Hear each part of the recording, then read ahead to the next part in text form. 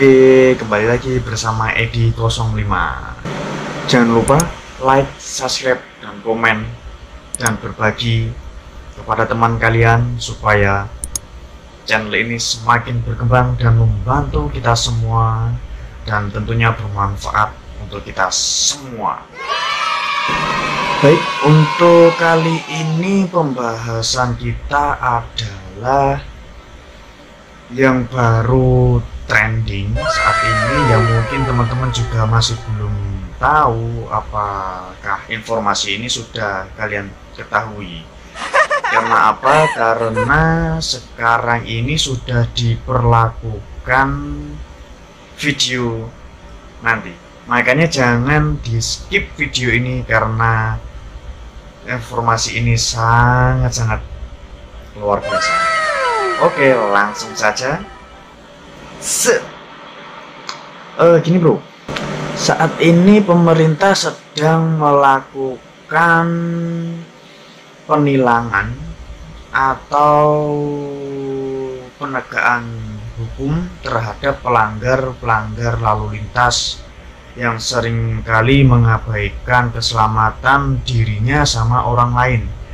Nah, pembahasan saya di sini sebenarnya ada dua bro. Pertama gini, kalian kan melanggar lalu lintas, itu sangat berbahaya untuk diri kalian juga untuk orang lain.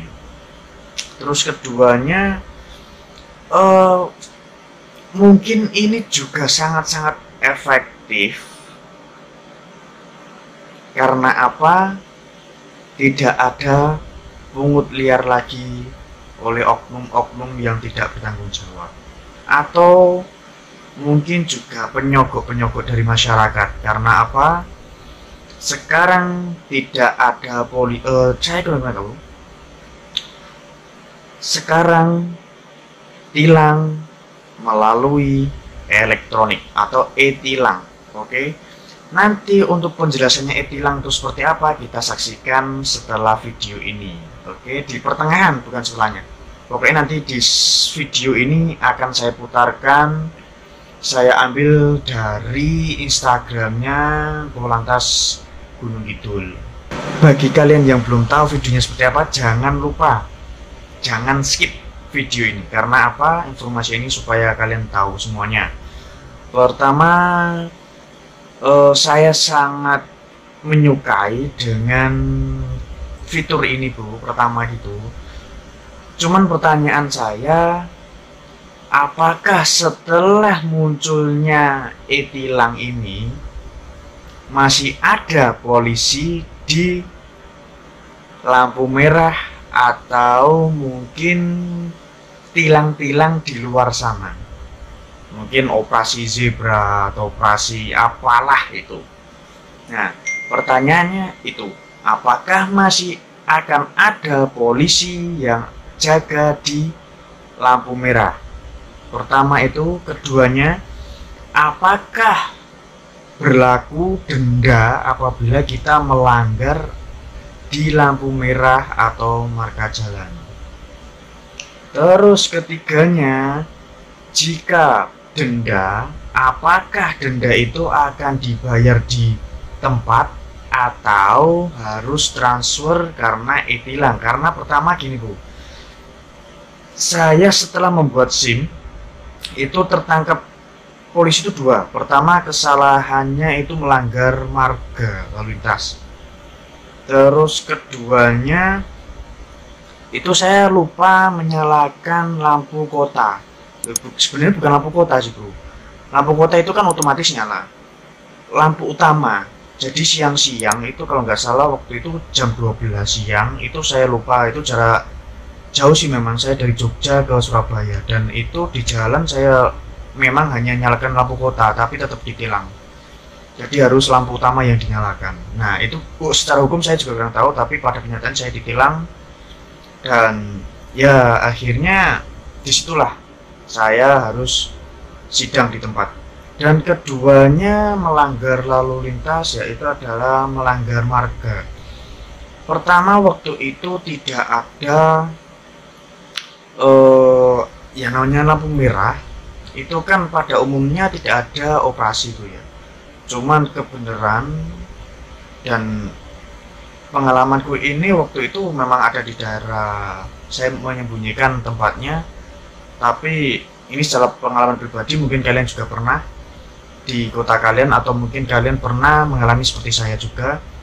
Jadi di lampu merah itu depannya memang ada pabrik, dan itu macet, waktu itu macet pas hari lebaran dan saya mengambil jalur kanan karena jalur kanan lebih sepi, dan ternyata di lampu merah itu banyak sekali polisi-polisi.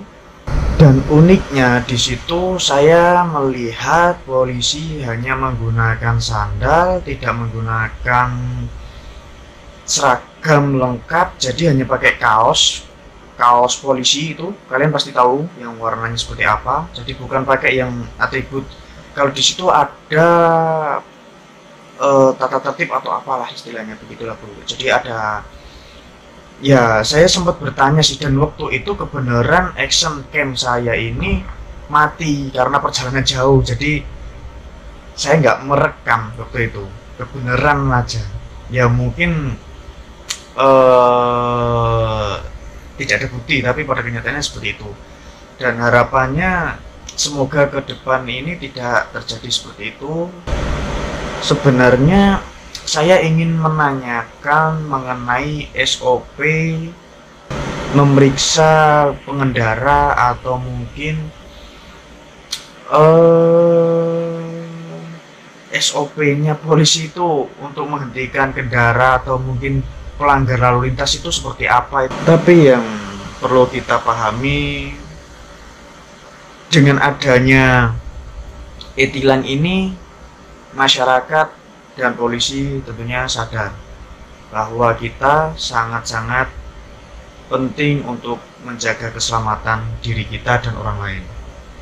Oke, seperti apa video tersebut? Mari kita saksikan bersama. Jangan lupa klik subscribe dulu bu, lali aku ya. Jangan lupa klik subscribe, like, jangan lupa berbagi juga jika informasi ini bermanfaat untuk kalian dan keluarga kalian, harus tahu juga. Oke? Dalam pelaksanaannya, etle mampu mendeteksi 10 pelanggaran lalu lintas, di antaranya pelanggaran apil atau traffic light, pelanggaran marka jalan, pelanggaran ganjil genap, tidak mengenakan sabuk keselamatan, menggunakan ponsel saat mengemudi, pelanggaran batas kecepatan, pelanggaran melawan arus, pelanggaran tidak menggunakan helm, pelanggaran pembatasan jenis kendaraan tertentu pada kawasan atau jalur tertentu, dan pelanggaran keabsahan STNK atau belum melakukan perpanjangan STNK.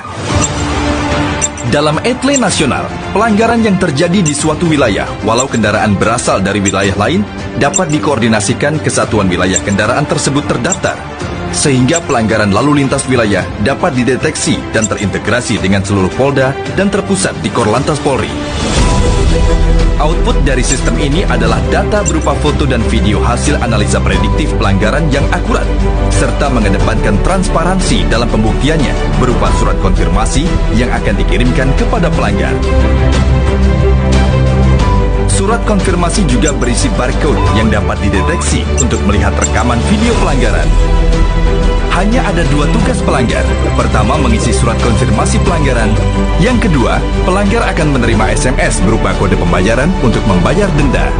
Selain mendeteksi pelanggaran lalu lintas, sistem etle juga dapat menjadi pendukung bukti kasus kecelakaan dan tindak kriminalitas di jalan raya dengan menggunakan teknologi face recognition yang sudah ada di sistem etle. Iya.